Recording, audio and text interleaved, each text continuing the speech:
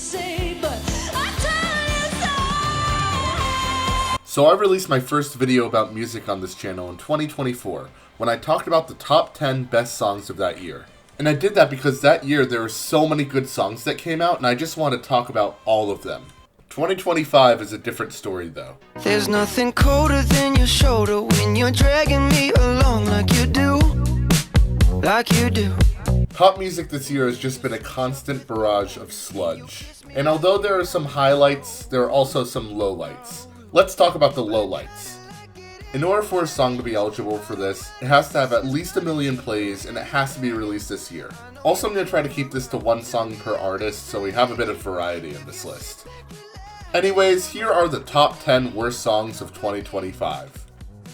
Once you know what my love's gonna feel like. Number 10. Playboi Carti has probably had one of the most interesting careers in rap music. In New York, I mainly rock. He came onto the scene 2017 with his self-titled mixtape, which has a lot of bangers on it. Then in 2018, he released Die Lit, which to this day is one of the most consistent albums there are. Like, there's genuinely not a single miss on this album. They're all just so good. Then on Christmas 2020, he released Whole Lotta Red, which was a complete departure from what he was doing earlier, leaning more into rage music. And I'm gonna say it, this song is the most influential album of the decade so far. Like, it shot the entire rage genre to popularity kind of out of nowhere, paving the way to stardom for several underground rappers. But after that album dropped, he decided to do a mysterious gimmick for like 4 years. He teased an album, then canceled it. He teased a tour, then canceled it. But this worked out for him. Every time he was featured on a song, it was like an event. He even made a Camila Cabello song worth listening to. But then, in 2025, it was finally time for him to release an album. And after pushing the release of the album back month after month after month, he finally released it at like 4 a.m. in March. And I remember waking up the next day and just being so excited that he even released something. And all the hype led up to this moment.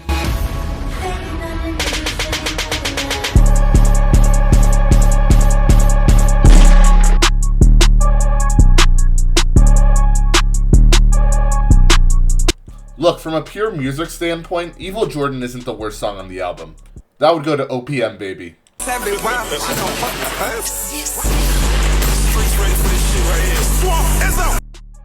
But I think the song is just the best representation of why the album was such a letdown. It begins with this atmospheric 1 minute long intro that really just brings you in and leads you to expect that something good is about to happen, before having a drop that samples Popular, a song from 2 years ago, and goes into one of the most boring beats I've ever heard. And Carti's rapping is equally boring. I was like falling asleep halfway through the song, even though Swamp Izzo was trying to wake me up. But that's the issue with the album for me. For the first time in his career, Playboi Carti is just boring. The album is 30 songs long, but there's only like 3 worth remembering. Even the Kendrick features on the album were pretty unnoteworthy, and it kind of ruined his mysterious persona that he had built up for 5 years prior. And because of that, it's easily the most disappointing release of 2025.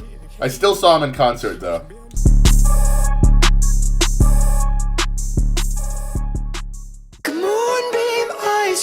Number 9. Country and rap music have had an interesting relationship over the past few years. I got the horses in the bag, horse stock is attached. Since 6 years ago, when Old Town Road dominated radio waves and news headlines alike, there's been a lot of incorporation of rap elements into country songs. The person who is most well known for doing this is Morgan Wallen, and trust me, we'll get to him later. But he has certainly not been the only example. And there have been plenty of instances when it's worked out great, such as Beyonce winning Album of the Year with her country record Cowboy Carter, or Shaboozey switching from rap to country and making a mega hit with Tipsy. And then there are instances where it doesn't work out well. Don't let me down easy. If you're gonna leave me, baby, go and leave me all the way.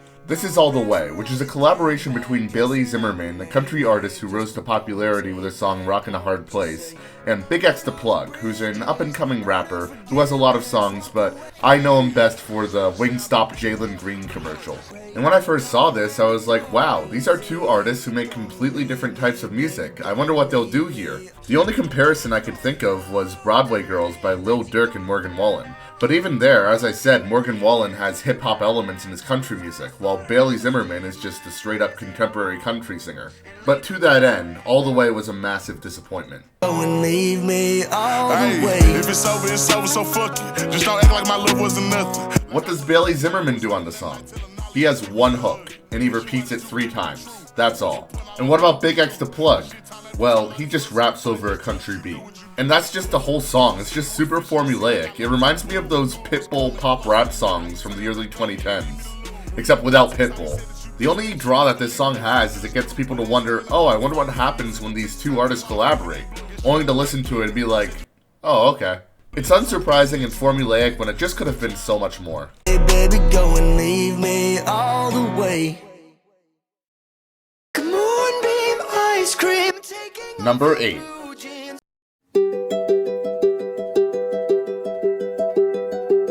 Do you ever hear a song that's just so bland that you know it's gonna be a mega hit? You're taking me out of the ordinary. I want you laying me down till we're dead and buried. It feels like every couple years one of these songs just spawns.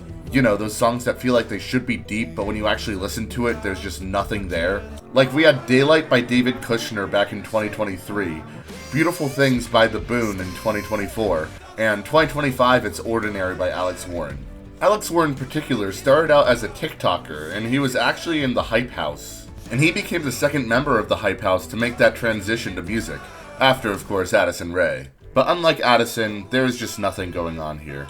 This song is a hallmark of a post-Imagine Dragons world. It's incredibly basic and predictable. Even the crescendos don't really hit because they're all just so expected. But I mean, at least you know what you're in for. I mean, the song is called Ordinary. More songs should do that. Just describe the song with its title. It'll save me a lot of time.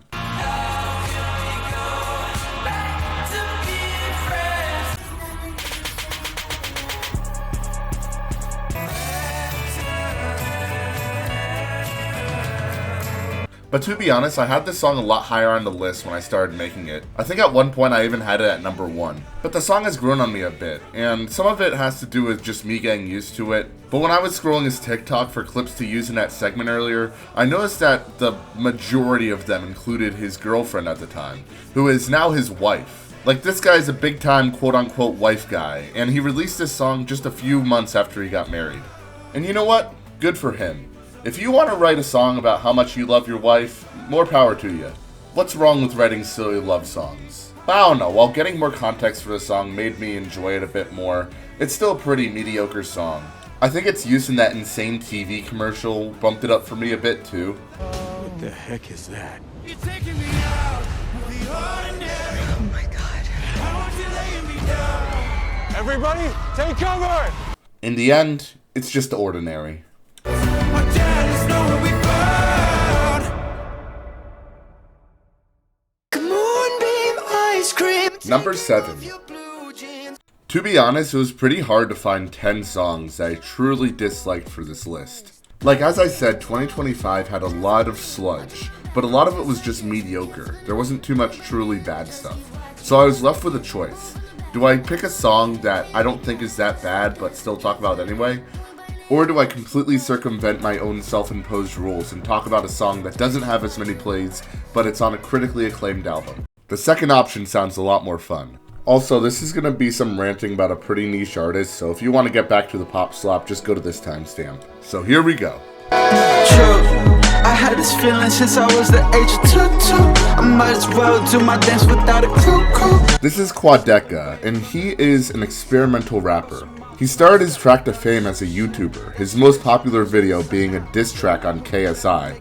But since then, he's really forged a career in music, making experimental hip-hop / art pop type songs. And I had listened to a few of his songs, like off of his mixtape Scrapyard, but I hadn't listened to an album of his, so my interest was piqued when his newest album, Vanish or Horizon Scraper, released to near universal acclaim on music reviewing sites such as Album of the Year.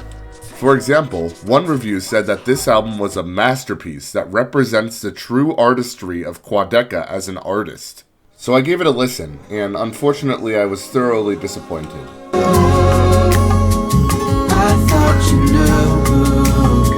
The album is super ambitious, and every single song has this maximalist aesthetic, but there's nothing really memorable about it.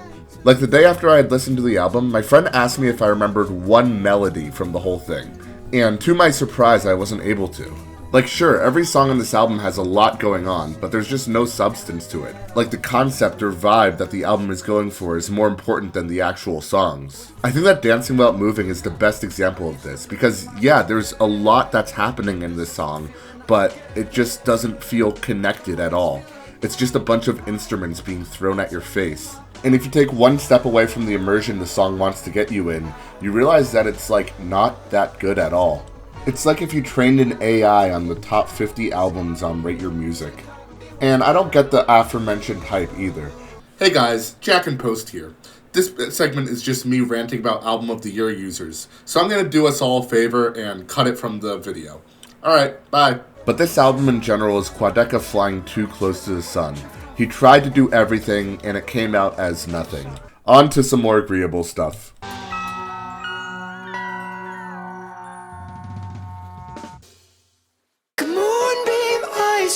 Number 6. Alright guys, you ready to hear this? This is a hot take. Taylor Swift's newest album, The Life of the Showgirl, is not bad.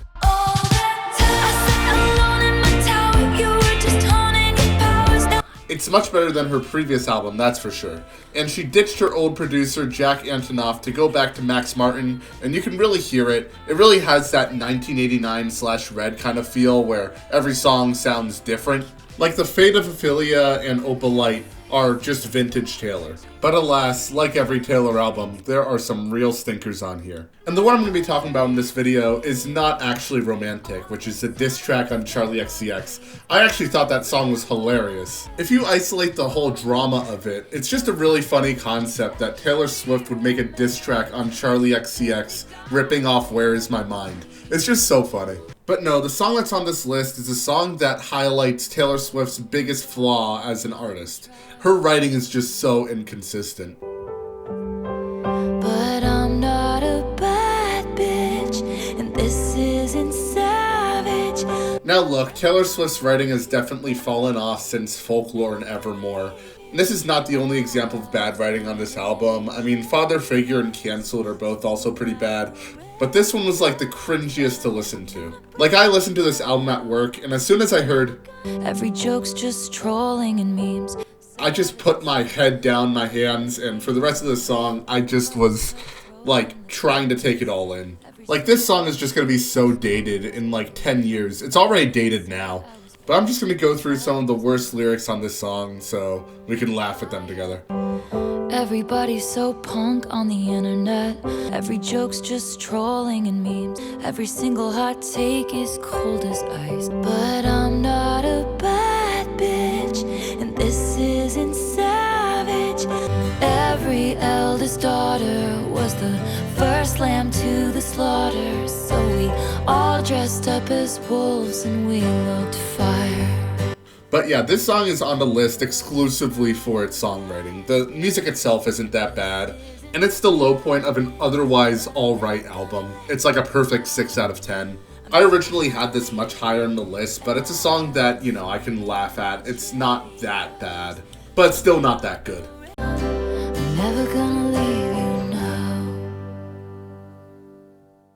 Moonbeam ice cream. Number 5. She said you don't want this heart, boy, it's already broke.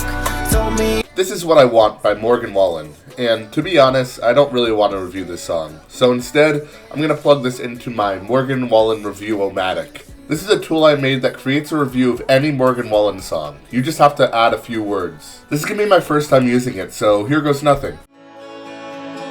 She said you don't want this heart, boy, it's already broke.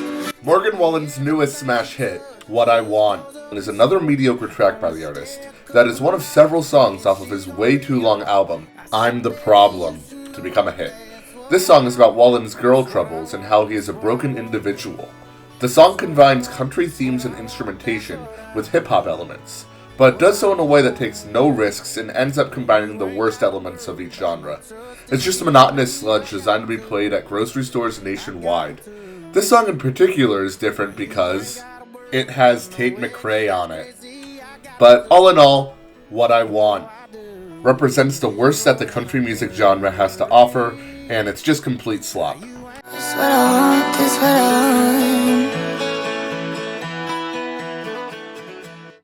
want. Moonbeam ice cream. Number 4. 2024 was such a good year for pop music, and I feel like one of the reasons for that is how many breakout stars there were. Now he's thinking about me every night. Oh, is it that sweet? I guess so. I mean, Charlie XCX, Chappell Roan, Sabrina Carpenter all had breakout albums. But out of all of these artists, Sabrina felt like the most clear-cut pop star. But whether she could stay as one would come down to how she would follow up her breakout album, Short and Sweet. And, well, oh boy. Here we go again, crying in bed. What a familiar feeling. In order to understand why I think this song and album as a whole was a letdown, it's important to understand the appeal of Sabrina Carpenter. For me, it was two things. First of all, she had a persona that was very unique for a pop star, in that she really has a classic it girl vibe, but with a quirky and slightly risque sense of humor that comes out on her songs a lot. But the other part is that she could just make a damn good pop song. I mean, Espresso's the obvious one, but the song I'm playing now, Feather, is genuinely one of the best pop songs of the decade. It's just perfect. But the problem with her new album is it feels like her management just tried to take her in so many different directions and it just didn't work out. I mean, they upped the provocativeness. This is the album cover. They leaned way into the 80s throwback production, which feels like it should be a good thing. I mean, I love 80s music, but she doesn't really add anything to it. It's like, oh, this is 80s music. This is what music sounded like in the 80s, remember guys? It's kind of a breakup album, but not really, because most of the time that she sings about her breakup, it's just oh, men are so bad, right? As opposed to going any deeper than that. Hey man. She's trying to have country aesthetics on some of her songs for some reason, which, I don't know, it feels like she's trying to be the next Dolly Parton. And the lyrics really try to match the quirkiness of her earlier projects, but a lot of them just swing and miss and end up sounding like Taylor Swift lyrics. But honestly, the worst part of it is that none of the songs are that catchy. It was very similar to the Quadeca album, where after listening to it, I realized that I only remembered one melody from it. Like, the only reason I remembered that Nobody's Son was the worst is that I instantly put it on my list as soon as I heard it for the first time. The hook is atrocious. The lyrics are so bad, especially with the verses. I mean, here are the verses. This feels like a Rupi Kaur poem. The whole thing is trying to be super 80s, but it doesn't have any soul to it. The bridge, for some reason, tries to go country, and of course she has to be edgy, so she says the F word in the bridge, but she says it like a Democrat congressman. You sure fucked me up. No fucking way. But yeah, Sabrina Carpenter is supposed to be a simple pop musician, and this album is much too complex, and I don't mean that in a good way. In the future, I just hope she goes back to the basics. That's what it sounds like. You should what? You sure fucked me up. It's just more whip sounds. You still fuck me up. Moonbeam ice cream. Number 3. 2024 was just such a good year for music. It's what inspired me to start making videos on music in the first place. I mean, my best list had like 25 honorable mentions. And there was one song from the honorable mentions that I really should have put higher on the list. Ever since I was a chick, and why was it shit? Timeless is a song that really lives up to the name. Everything about it is just so surreal. The build-up to its release made it feel like a song that would just never come out, so when it did come out, it just felt so much more rewarding. It's one of Cardi's best features, and the beat is just incredible. It would easily be in my top 5 if I were to remake my 2024 list. It's really like something like this song only comes around like once in a few years, so you really have to savor it. So why'd they add Doechii to it? Since I came out that swamp, Miss TPA and the Birkins are crops. Okay, look, let's get this straight. I like Doechii. I think she absolutely deserved Best Rap Album. Her style is just so unique, and I loved Alligator Bites Don't Heal, especially Denial is a River. Even the song that she released this year that I feel like was universally hated, Anxiety, I didn't think was that bad. Honestly, it's just a pretty interesting rework of somebody that I used to know. And I mean, I can't really fault her at all for being on this remix. It was clearly a product of the label. I mean, Doechii was at the height of her career, and Hurry Up Tomorrow just dropped, so the record label was just like, you know what? Let's put these two together. And it's pretty obvious why it doesn't work out. The beat is this like super atmospheric cloud trap beat, and putting Doechii's energetic and chaotic rapping on it just doesn't work at all. This is just a song where there's not too much explaining to do as to why it's bad, which is a nice break after that last segment. One thing that I will say is that I do think that the single art is really funny. But Playboi Carti is a good artist, The Weeknd is a good artist, and Doechii is a good artist. But altogether, it just doesn't work out.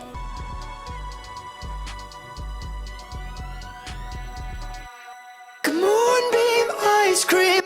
Number 2. Cause it feels so mystical, magical. Mystical Magical by Benson Boone is not on this list.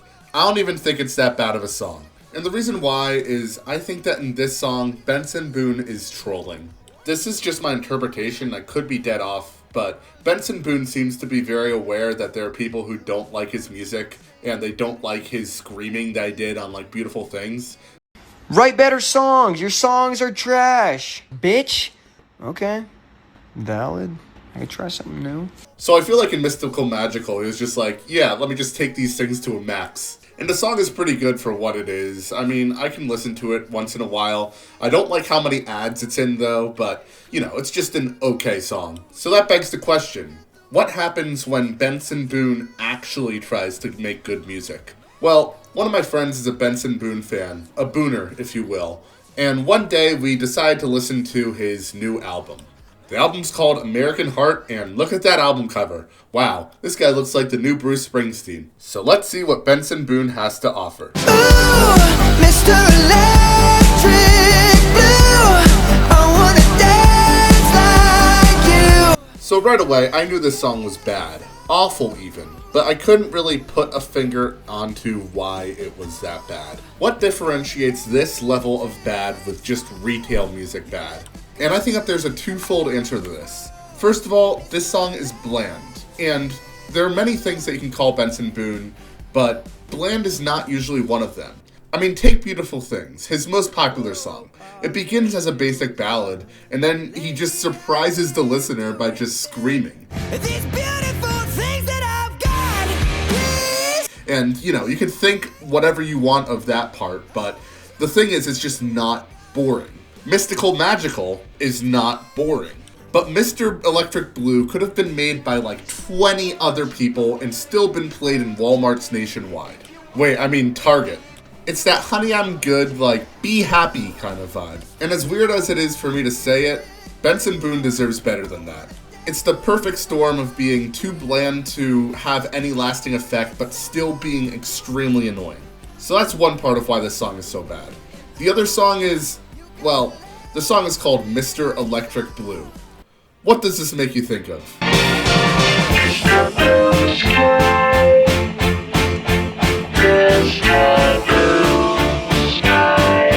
Mr. Blue Sky is just a 70s classic. There's so much to talk about in this song, but the two best parts are its structure and its radiant energy. And as soon as I noted this comparison, the more I listened to this song, the more I realized that it is just a rip-off of that song. I mean, the way it starts is super similar, the way it organizes its verses and choruses and instrumentals is super similar, but to me the most egregious comparison is the ending. I mean, the ending of Mr. Blue Sky is one of the best parts of it. I mean, it's just a beautiful arrangement that's reminiscent of like a sunset, and it just feels like a great culmination of the whole thing. Let's see what Benson Boone did. They say that he fell from space, from a supernatural place. Oh, this is just atrocious. You see, the difference is, in Mr. Blue Sky, you don't want the song to end, so the outro is absolutely welcomed. In Mr. Electric Blue, it's just like, okay, get on with it. But that's why this song is so high up on the list. It tries to replicate one of the greatest songs from the 70s, and it fails miserably. And don't worry, I'm not going to play that outro again. We're just going to get right to the number one worst song. Here we go. Number 1. I'm sorry, Benson. I'm sorry, Doechii. I'm sorry, Sabrina. I'm sorry, Morgan. But my number 1 worst song of the year has been determined months ago, and it hasn't changed at all. I knew from the first time I listened to it that it would be the number 1 worst song of the year. In fact, I knew from the very first second of the song that it would be the worst song of the year. Let's play it. Boy, man. Yeah, there it is. Yep, there it is. The worst song of the year. All right. Boy, mad at you. I had to get back at you. I had to get back at you. This is Jessie Murph, and she's basically the Tate McRae of country music. She's doing the Morgan Wallen thing of adding trap elements to country music, and, you know, it's just so tired. But she really rejuvenates it with her voice. You know what? I'm not being fair. There actually is a song where her voice works well. It's called Wild Ones. And it's the one that's like, wow, wow, wow.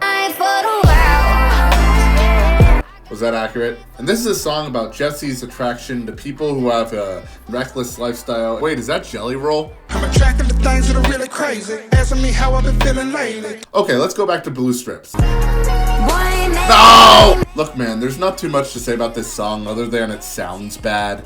The only other thing I have to say about it is I can't listen to this song without thinking of this TikTok of like this trashy bar in Tallahassee where everybody is vibing to the song, and I'm like, you know what, that is the target audience for this song. So, and you know, I can't hate on them for enjoying it, but I can hate on this song. Also, while doing research, I found out that there is a Sexy Red remix of this song, which, if any of you want to listen to, go for it. But there it is, Blue Strips, the worst song and the worst second of 2025. You.